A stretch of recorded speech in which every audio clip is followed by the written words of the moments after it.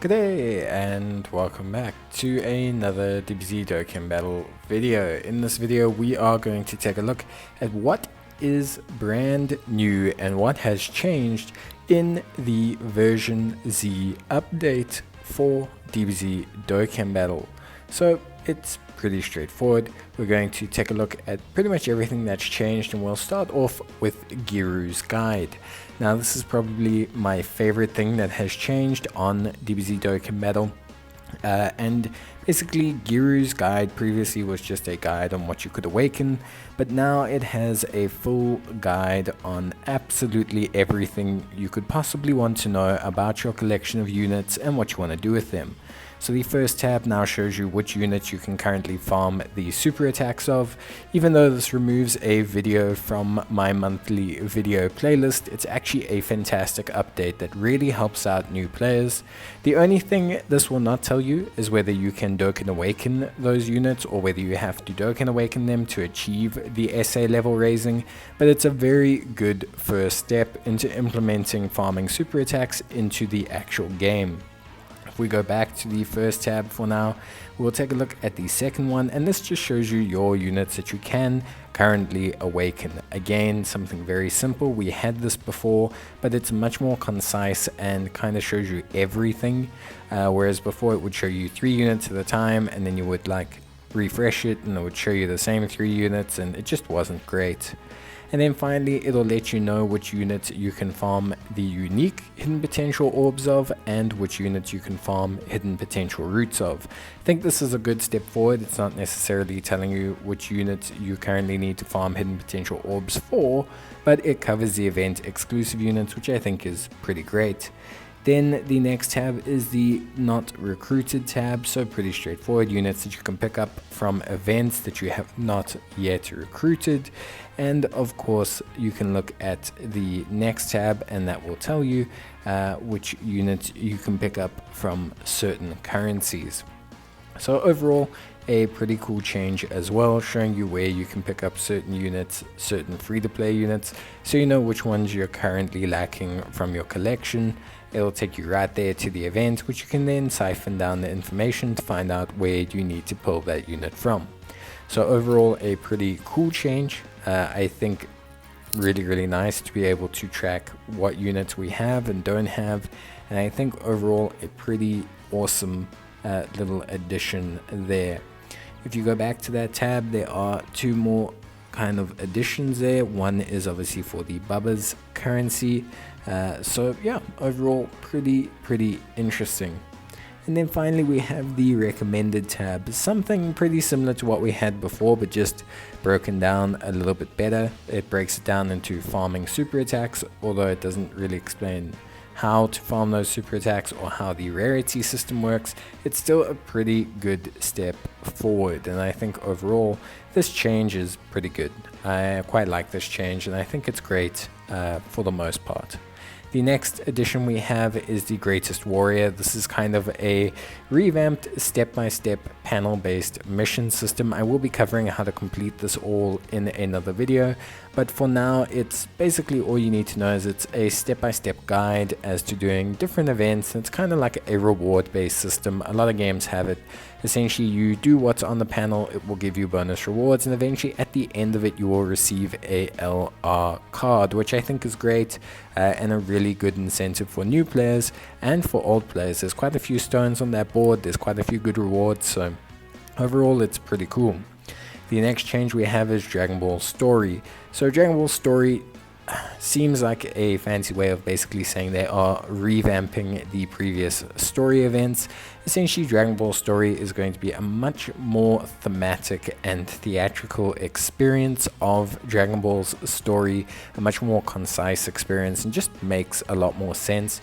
Right now we currently have a hodgepodge of events that are just kind of based on nothing, and I think this is going to kind of streamline them all. With that, an entire revamp of those events will come out. For the most part, they seem just like the same events but touched up.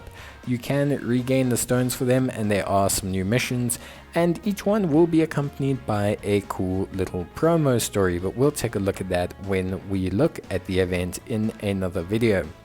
This is the first event, and you will have to do this event if you want to have a very well placed high powered LR Goku.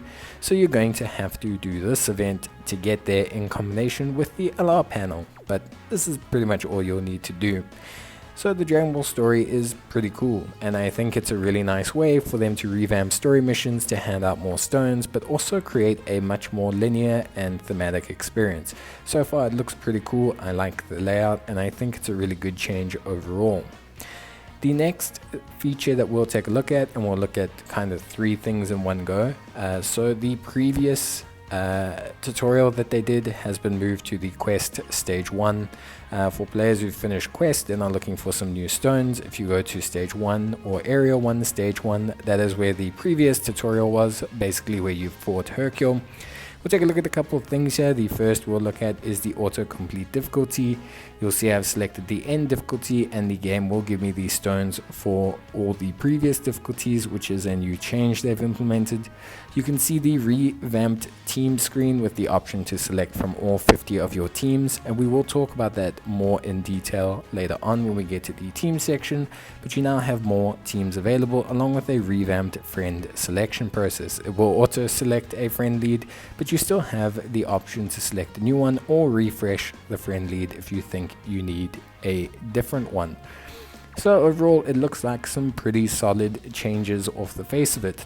Can't really complain about any of this, just that the layout does seem a little bit how do you say, a little bit bland, a bit cramped, but beyond that I think the entire thing is pretty damn good.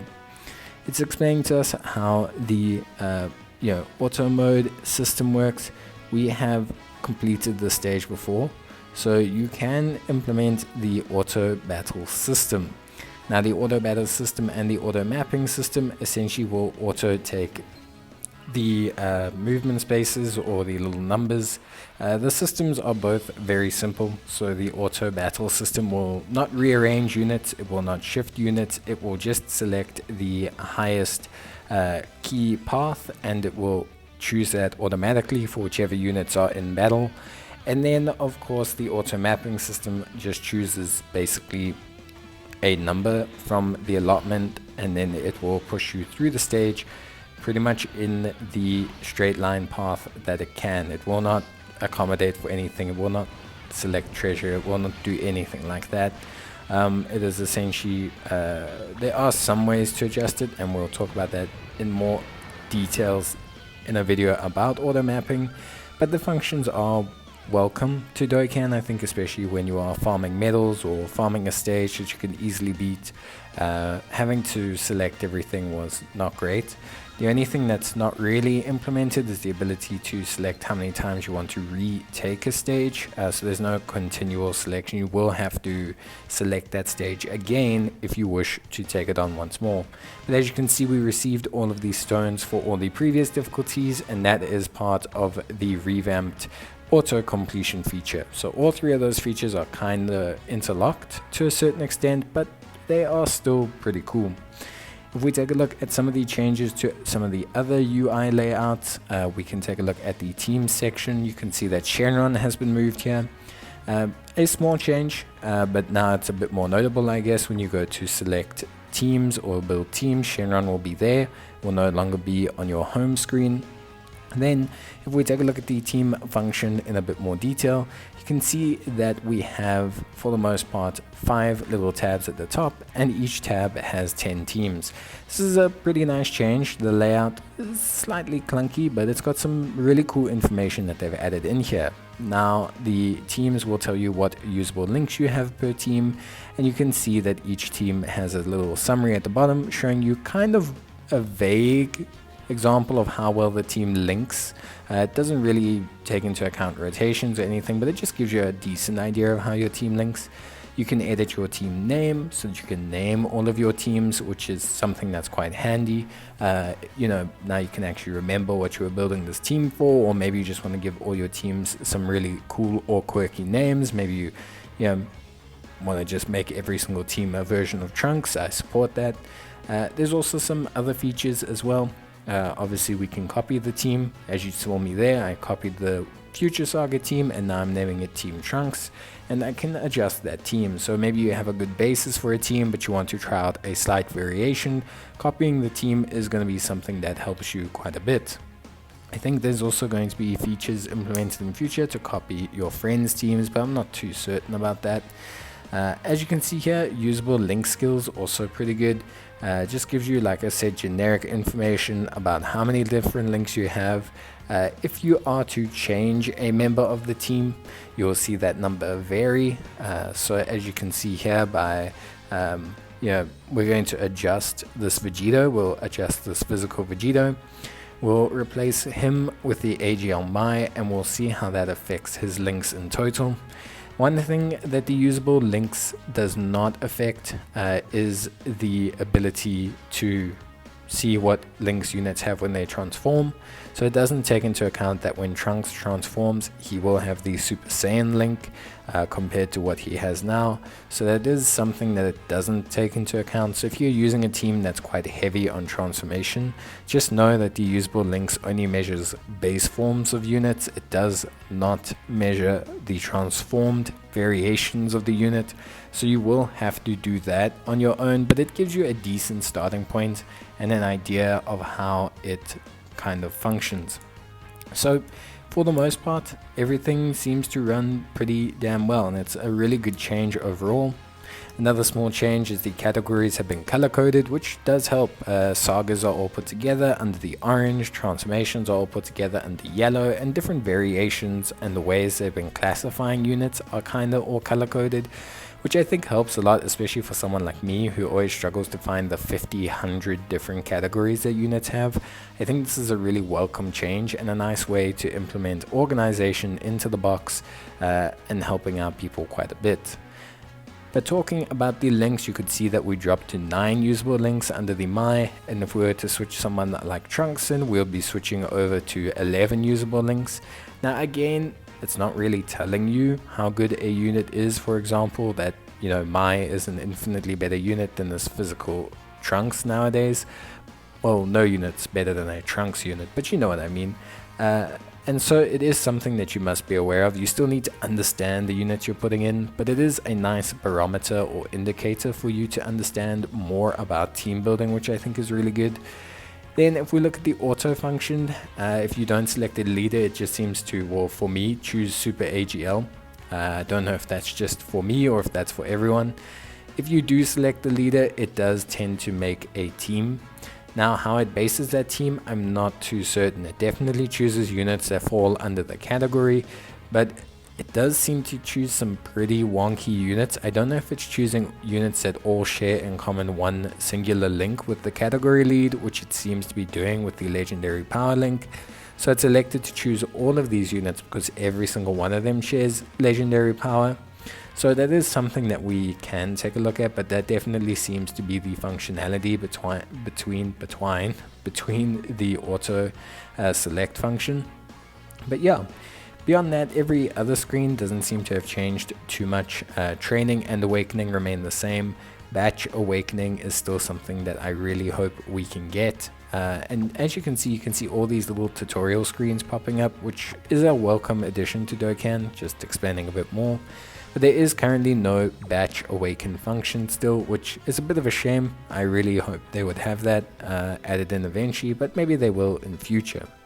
If we take a look at the hidden potential screen, there's not been too much change to the hidden potential screen. The layout has adjusted slightly, but you now have the ability to search via name, which is a super welcome function. You also have the ability to unlock multiple hidden potential paths at once, which is very, very good. As you can see here, there's a little magnifying glass now that you can elect to find whichever unit you want.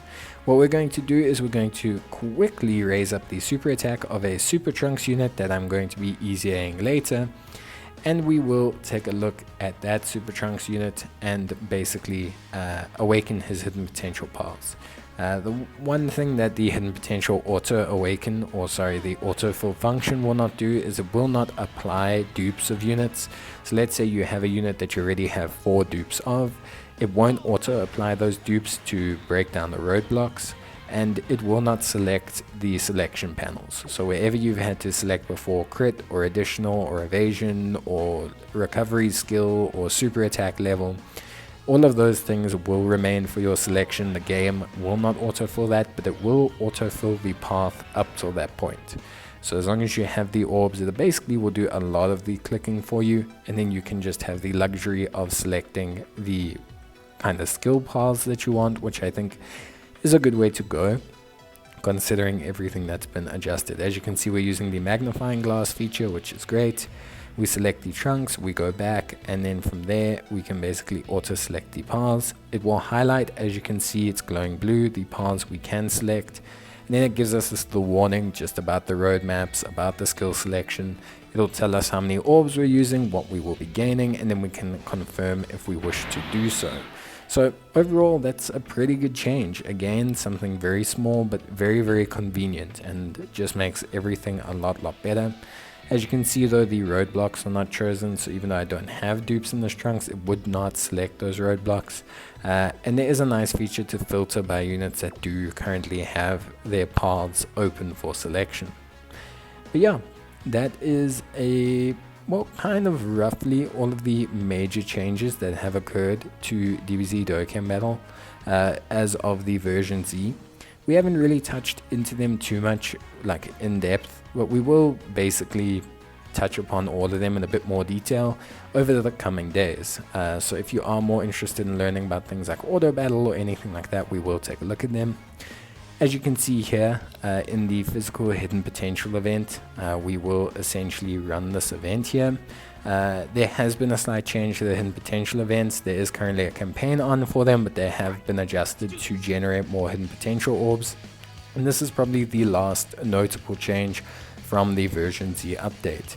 So if we go in here to this Gohan and we kind of open things up on the floor with him, we can essentially, get quite a few orbs now. The units themselves seem to just drop, would estimate double the amount of orbs, a sizable chunk now, and you can openly select a path for either the first, second or third tab, which will be something interesting that we can take a look at. So yeah, overall pretty cool and a pretty interesting little adjustment that's been made here to this event. I think it's good. I think hidden potential orbs, especially for new players, are quite a grind. It usually takes a while to build up your stockpile of hidden potential orbs. So I think this change also, again, in line with a lot of the version Z changes, is one that's aimed to just making everyone's experience of DBZ Dokkan Battle easier, more enjoyable, and more fun, which I think is kind of the main goal that all of these changes should have and have had. And I'm really happy that they have made these changes, and I'm really happy that they're implementing these changes. But with that, I think we have covered every single changed aspect of version Z. There will be minor changes that you might notice separately, and you're welcome to comment on those down below. But that's going to be it from me, guys. I hope you enjoyed the video, and let me know how you're enjoying version Z in the comments. But otherwise, I will see you guys in the next one. Until then, take care, stay safe, and bye.